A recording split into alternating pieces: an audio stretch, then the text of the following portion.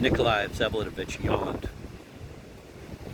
"You're tired of me," Peter Stepanovich suddenly jumped up, seizing his round, quite new hat, as if he were leaving yet still remaining and continuing to talk ceaselessly, though he was standing, pacing the room from time to time and slapping himself on the knee with his hat at animated points in the conversation. "I still hoped to amuse you with the Lemks," he cried gaily. "No, don't. Maybe later. How is Yulia Mikhailovna's health, by the way?" "You all have this social manner, really. You care as much about her health as you do about a gray cat's, and yet you ask. I praise that. She's well, and respects you to the point of superstition, and also to the point of superstition, expects a lot of you. Concerning Sunday's incident, she says nothing and is certain that you yourself will overcome everything with your appearance alone. My God, she imagines you can do God knows what. Anyhow, you're a mysterious and romantic figure, now more than ever. An extremely advantageous position. How they're waiting for you. It's incredible. It was hot enough when I was leaving, but now it's even more so. Incidentally, thanks again for that letter. They're all afraid of Count K. You know, they seem to look on you as a spy. I yes them. You're not angry? It's all right. It is all right. It will be necessary in the future. They have their own customs here. I encourage them, of course. Yulia Mikhailovna is at the head. Gaganov also. You're laughing? But I have a tactic. I blab and blab, then suddenly I say some intelligent word precisely when they're all searching for it. They surround me and I start blabbing again. They've all waved me away by now. Has abilities, they say, but dropped from the moon. Lemk's inviting me to go into the service, to straighten me out. You know, I tyrannize. I compromise him terribly. He just goggles his eyes. Yulia Mikhailovna encourages me. Incidentally, Gaganov is terribly angry with you. Yesterday in Dukovo, he spoke quite nastily about you. I immediately told him the whole truth. Of course, not the whole truth. I spent the day at his place. A fine estate, a nice house. Can he still be in Dukovo? Nikolai Vsevolatovich suddenly heaved himself up, almost jumped, and made a strong move forward. No, it was he who drove me here this morning. We came back together, Peter Stepanovich said, as if he had not noticed Nikolai Vsevoladovich's momentary agitation at all. Look at that, I've dropped a book. He bent down to pick up the keepsake he had brushed against. Balzac's Women with Illustrations. He suddenly opened the book. I haven't read it. Lemk also writes novels. Really? Nikolai Vsevolatovich asked, as if interested. In Russian. Secretly, of course. Yulia Mikhailovna knows and lets him. A duffer, but he has his ways. They've got it all worked out. What strictness of form, what self-possession. We could use some of that. You're praising the administration? And why not? The only thing in Russia that's natural and achieved... I'll stop. He suddenly heaved himself up. I didn't mean it. Not a word about anything delicate. Anyhow, goodbye. You look positively green. It's a fever. I believe it. You should go to bed. Incidentally, there are castrates in the district. Curious people. Later, though, here, though, is another little anecdote. There's an infantry regiment in the district. Friday evening, I was drinking with the officers in B. We have 3 friends there. Vous comprenez? There was talk about atheism, and of course we cashiered God well and good. They were delighted, squealing. Incidentally, Shatov insists that to start a rebellion in Russia, one must inevitably begin with atheism. Maybe he's right. One gray-haired boar of a captain sat silent, not saying a word. Suddenly he stands up in the middle of the room and says so loudly, you know, as if to himself, if there's no God, then what sort of captain am I? Took his cap, threw up his arms, and walked out.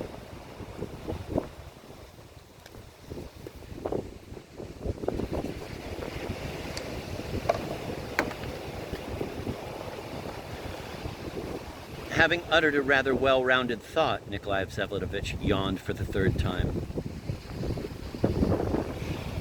Really? I didn't understand it. I was going to ask you. Well, what else have I got for you? The Shpigulins factory is interesting. 500 workers there, as you know, a hotbed of cholera. They haven't cleaned the place in 15 years, and they cheat their employees. The owners are millionaires. I can assure you some of the workers have a notion of what the Internationale is. Did you smile? You'll see for yourself. Just give me a tiny, tiny bit of time. I've already asked you for some time, and now I'm asking for more, and then... Sorry, though, I won't. I don't mean that. Don't scowl. Anyhow, goodbye. What's the matter with me? He suddenly turned back. I completely forgot the main thing. I was just told that our boxes come from Petersburg. Meaning? Nikolai Vsevledovich looked at him uncomprehendingly. Meaning your box, your things, tailcoats, trousers, linen. Has it come? Is it true? Yes, I heard something earlier. Might it be possible now? Ask Alexei. Then tomorrow? Tomorrow? In with your things, there are also my jacket, my tailcoat, and 3 pairs of trousers from Charmeuse on your recommendation, remember? I've heard you're playing the gallant around here, Nikolai Vsevledovich grinned. Is it true you're going to take lessons from a riding master? Peter Stepanovich smiled a crooked smile. You know, he suddenly hurried excessively in a quivering and faltering voice. You know, Nikolai Vsevledovich, with regard to persons, we'll drop that once and for all, right? You may, of course, despise me as much as you like if you find it so amusing, but still it would be better not to be personal for a while, right? Very well, I won't do it again, said Nikolai Vsevledovich. Peter Stepanovich grinned, slapped his knee with his hat, shifted from one foot to the other, and assumed his former expression. There are some here who even consider me your rival with Lizaveta Nikolaevna. So how can I not think of my appearance? He laughed. Who has been informing you, though? It's precisely 8 o'clock. Well, I'm off. I promised to call on Varvara Petrovna, but I'll pass that up. You go to bed, and tomorrow you'll feel more chipper. It's dark and raining outside. I have a cab, though, because the streets aren't quiet here at night. Incidentally, there's a certain Fedka the convict wandering around town and hereabouts. A fugitive from Siberia, imagine. My former household serf, whom Papa packed off to the army 15 years ago to make some money. A very remarkable man. Have you talked with him? Nikolai Vsevledovich glanced up. I have. He's not hiding from me. A man ready for anything. Anything. For money, naturally. But there are convictions there, too. Of his own kind, of course. Yes, again, incidentally, if you were serious just now about that plan, remember, to do with Lizaveta Nikolaevna, and I repeat once more that I, too, am a man ready for anything in all senses, whatever you like, and am completely at your service. What, are you reaching for your stick? No, it's not your stick. Imagine, I thought you were looking for your stick. Nikolai Vsevledovich was not looking for anything and did not say anything, but he did indeed rise a little, somehow suddenly, with some strange movement in his face.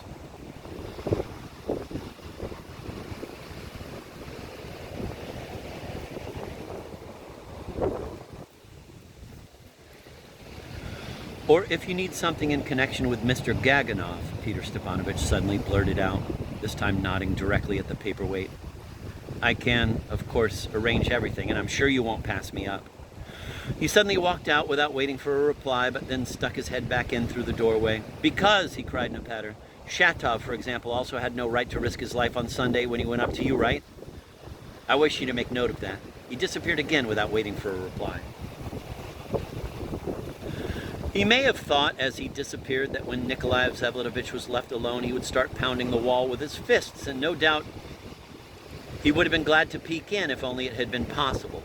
But he would have been very disappointed. Nikolai Vsevledovich remained calm. For a couple of minutes he stood by the desk in the same position, apparently deep in thought, but soon a cold, listless smile forced itself to his lips. He slowly sat down on the sofa in his former place in the corner and closed his eyes as if from fatigue. The corner of the letter was still peeking out from under the paperweight, but he made no move to put it right.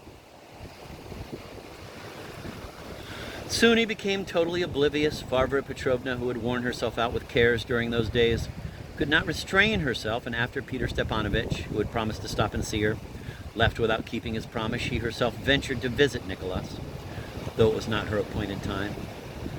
She kept imagining, what if he were finally to say something definite?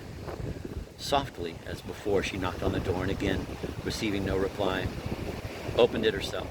Seeing Nicholas sitting there somehow too motionlessly, she cautiously approached the sofa, her heart pounding. She was as if struck that he had fallen asleep so quickly and that he could sleep like that, sitting so straight and so motionlessly. Even his breathing was almost imperceptible. His face was pale and stern, but as if quite frozen, motionless. His eyebrows were slightly knitted and frowning. He decidedly resembled an inanimate wax figure. She stood over him for 3 minutes or so, scarcely breathing, and was suddenly overcome with fear.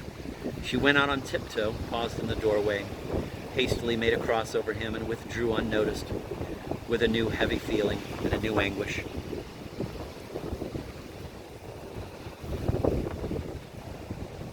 He slept for a long time, more than an hour, still in the same torpor. Not a muscle in his face moved. Not the slightest movement appeared in his whole body. His eyebrows remained as sternly knitted.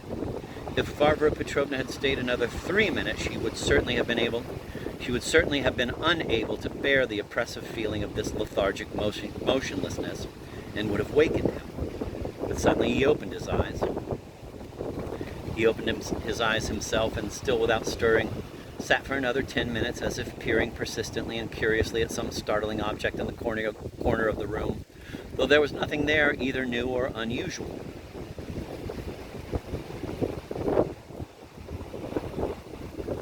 Finally, there came the quiet, deep sound of the big wall clock striking once. With a certain uneasiness, he turned his head to look at the face of the clock.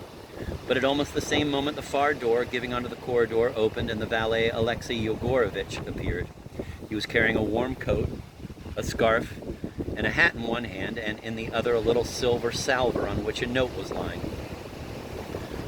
9:30, he announced in a soft voice, and placing the clothing he had brought on a chair in the corner, held out to him the salver with the note, a small piece of paper unsealed with 2 penciled lines on it.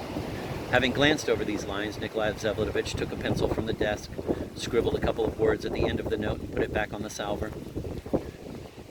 "To be delivered right after I leave, and now to dress," he said, getting up from the sofa. Noticing that he was wearing a light velvet jacket, he thought a bit and asked for a different woolen frock coat to be brought, the one he wore on more formal evening visits.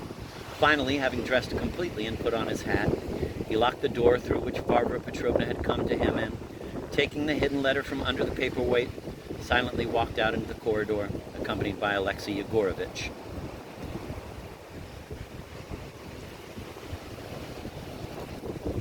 They went along the corridor to a narrow stone-backed stairway and went down to a hall that gave directly onto the garden. In a corner of the hall, a lantern and a big umbrella stood ready. The rain being exceedingly heavy, the mud in our streets is intolerable, Alexei Yegorovitch reported in a last remote attempt to deflect his master from the journey. But the master opened his umbrella and silently walked out into the sodden and dripping old garden, dark as a cellar. The wind howled and swayed the tops of the half-bare trees. The narrow sand paths were swamped and slippery. Alexei Yegorovitch went just as he was, in a tailcoat and bareheaded, lighting the way for some 3 steps ahead with the lantern.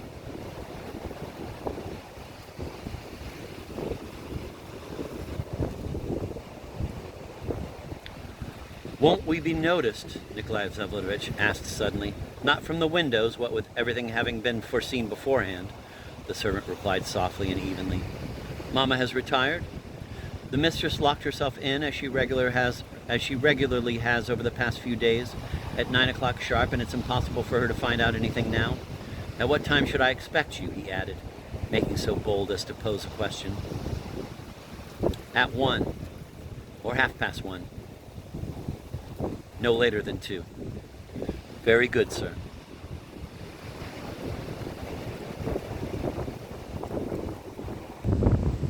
"Very good, sir." Having passed through the garden along the winding paths they both knew by heart, they reached the stone garden wall, and there, in the far corner of the wall, they found a little door which led to a narrow and deserted lane and was almost always locked, but the key to which now turned up in Alexei Yegorovitch's hands. "Won't the door creak?" Nikolai Vsevolodovich questioned again. But Alexei Yegorovitch reported that it had been oiled just yesterday, and today as well. He was now thoroughly soaked. Having opened the door, he gave the key to Nikolai Vsevolodovich. "If you should be pleased to be undertaking a long trip, then I must report my being uncertain of the local folk, especially in the out-of-the-way lanes, and most of all across the river." He again could not restrain himself. He was an old servant who had formerly taken care of Nikolai Vsevolodovich and used to dandle him in his arms, a serious and stern man who liked hearing and reading about things divine. "Don't worry, Alexei Yegorovitch. God bless you, sir, but only setting out upon good deeds. How's that? Nikolai Vsevolatovich paused with one foot already in the lane. Alexei Yegorovitch firmly repeated his wish. Never before would he have ventured to express it in such words, aloud to his master.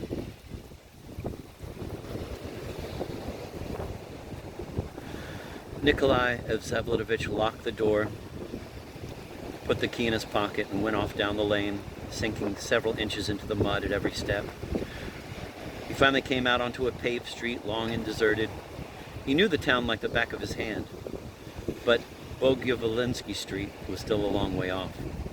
It was past 10 o'clock when he finally stopped before the locked gate of Filipov's dark old house.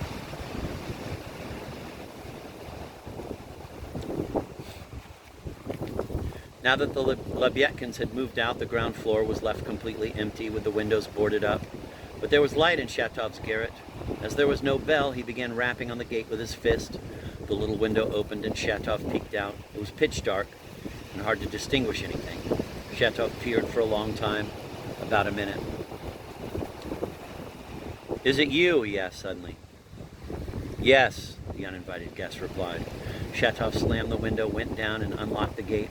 Nikolai Vsevolatovich stepped across the high sill and, without saying a word, walked past him straight to Kirilov's wing.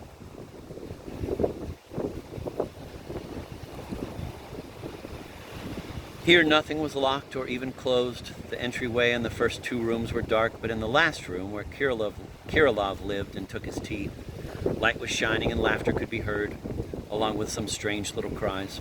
Nikolai Vsevolatovich went towards the light, but stopped on the threshold without going in. Tea was on the table. In the middle of the room stood the old woman, the landlord's relative, bareheaded, wearing only a skirt, a rabbit-skin jacket, and shoes over her bare feet. It's a weird construction, shoes over her bare feet. She was holding in her arms a 1.5-year-old baby dressed only in a little shirt, with bare legs, flushed cheeks, tousled white hair, fresh from the crib. It must have been crying. Tears still clung to its eyes, but at that moment it was reaching out its arms, clapping its hands and laughing, as little children do, with a choke in its voice. Kirilov was bouncing a big red rubber ball on the floor in front of it. The ball bounced up to the ceiling, came down again. The baby shouted, "Ba! Ba!" Kirilov caught the ball and gave it to the baby. The baby threw the ball itself with its clumsy little hands, and Kirilov ran to pick it up again. Finally, the "ba" rolled under the wardrobe. "Ba! Ba!" shouted the baby. Kirilov bent down to the floor and reached out, trying to get the "ba" from under the wardrobe with his hand. Nikolai Vsevolatovich entered the room. The baby, seeing him, clutched at the old woman and dissolved in a long, infantile cry. She carried it out at once. "Stavrogin," said Kirilov, raising himself from the floor a little, the ball in his hands, without the least surprise at the unexpected visit. "Want some tea?" He stood up all the way. "Very much, I won't refuse, if it's warm," said Nikolai Vsevolatovich. "I'm soaked through." "Warm, even hot," Kirilov confirmed with pleasure. "Sit down, you're muddy. Never mind, I'll mop later with a wet rag." Nikolai Vsevolatovich sat down and drank the full cup almost at one gulp. "More?" asked Kirilov. "No, thanks." Kirilov, who had not sat down yet, at once seated himself across from him and asked, "What have you come for?" "Business. Here, read this letter. From Gaganov. Remember I told you in Petersburg?" Kirilov took the letter, read it, put it on the table, and looked up expectantly.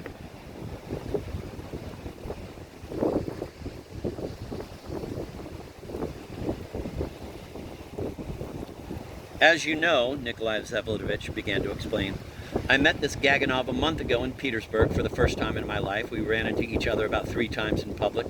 Without making my acquaintance or speaking with me, he still found an opportunity for being very impudent.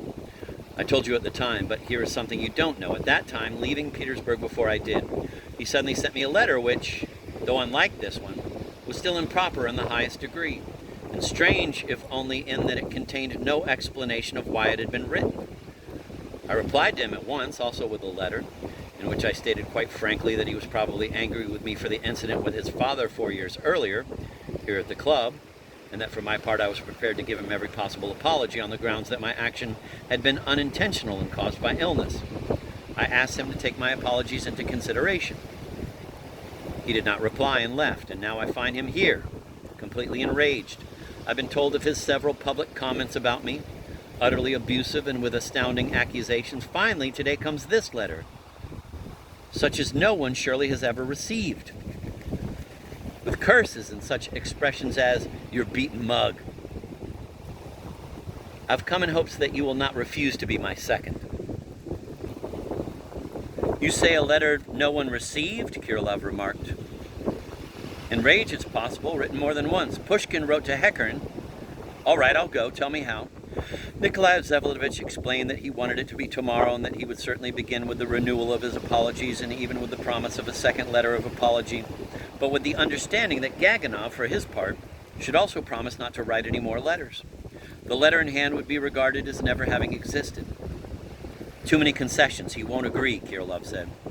I've come primarily to find out whether you will agree to take these conditions to him.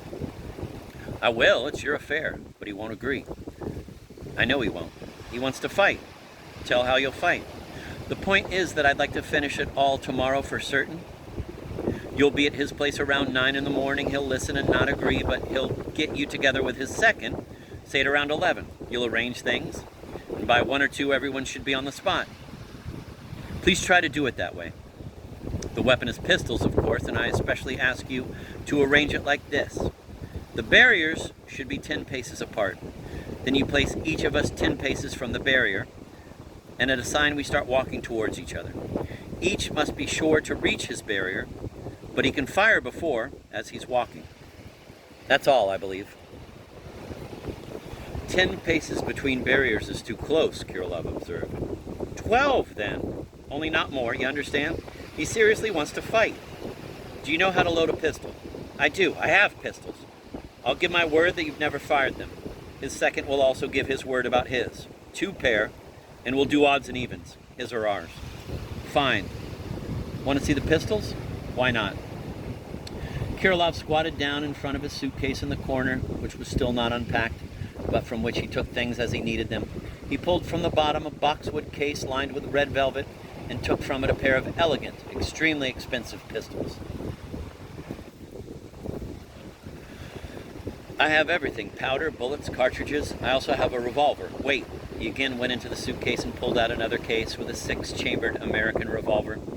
You've got plenty of weapons and very expensive ones. Very. Extremely. The poor, almost destitute Kirilov, who incidentally never noticed his destitution, was now obviously boasting as he displayed the treasures of his weaponry, no doubt acquired at great sacrifice. You're still of the same mind? Stavrogin asked, after a moment's silence, and somewhat cautiously. The same, Kirilov answered curtly, guessing at once by the tone what he was being asked about, and he began to remove the weapons from the table. When? Nikolai Vsevolodovich asked even more cautiously again after some silence. Kirilov, meanwhile, put both cases into the suitcase and sat down in his former chair. That's not up to me, as you know. When they say, he muttered, as if the question were somewhat burdensome, but at the same time with an obvious readiness to answer all other questions. He looked at Stavrogin, not tearing his black, lusterless eyes away, with a certain calm but kind and affable feeling.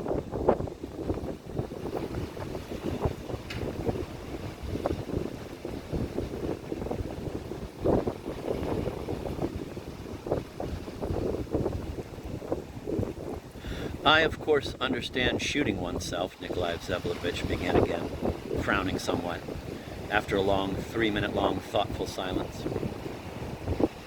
I myself have sometimes imagined, and there's always some new thoughts here, if one did some villainy, or worse, some shame, that is disgrace, only very mean and ludicrous, so that people would remember it for 1,000 years and spit on it for 1,000 years. And suddenly comes the thought, one blow in the temple and there will be nothing. What do I care then about people and how they'll be spitting for 1,000 years, right? You call that a new thought? Kirilov said after some reflection. I don't call... Once when I reflected, I felt quite a new thought. Felt a thought, Kirilov repeated. That's good. Many thoughts are there all the time, and suddenly become new. That's right, I see much now as if for the first time. Suppose you lived on the moon, Stavrogin interrupted, not listening and continuing his thought. Suppose that there you did all those ludicrous, nasty things. From here, you know for certain that there they'll laugh and spit on your name for 1,000 years, eternally, all over the moon. But you are here now, and you're looking at the moon from here. What do you care here about all you've done there, or that they'll spit on you there for 1,000 years? Isn't it true? I don't know, Kirilov answered. I haven't been on the moon, he added, without any irony, solely to note the fact. Whose baby was that just now? The old woman's mother-in-law came? No, daughter-in-law. It makes no difference. 3 days. She's lying sick, the baby. Cries a lot at night, stomach. The mother sleeps. Then the old woman brings it. I give it the ball. The ball's from Hamburg. Bought in Hamburg. To throw and catch. Strengthens the back. A girl. You love children? I love them, Kirilov echoed. Quite indifferently, however.